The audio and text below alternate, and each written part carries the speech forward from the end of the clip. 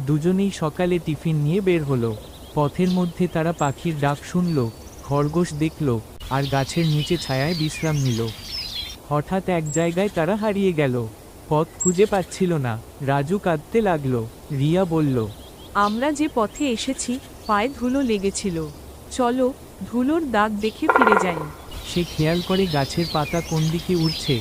পায়ের ছাপ দেখে দেখে তারা জঙ্গলের পথ খুঁজে পেল। শেষমেশ তারা গাছের কাছে পৌঁছালো। গাছ কিছু বলেনি, কিন্তু তাদের ভয়, সাহস আর বন্ধুত্ব নিজেই একটা শিক্ষা হয়ে দাঁড়ালো।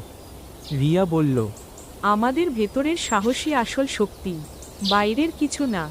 রাজু বলল, তুই না থাকলে আমি হারিয়ে যেতাম, তোর বুদ্ধি আমাদের বাঁচালো।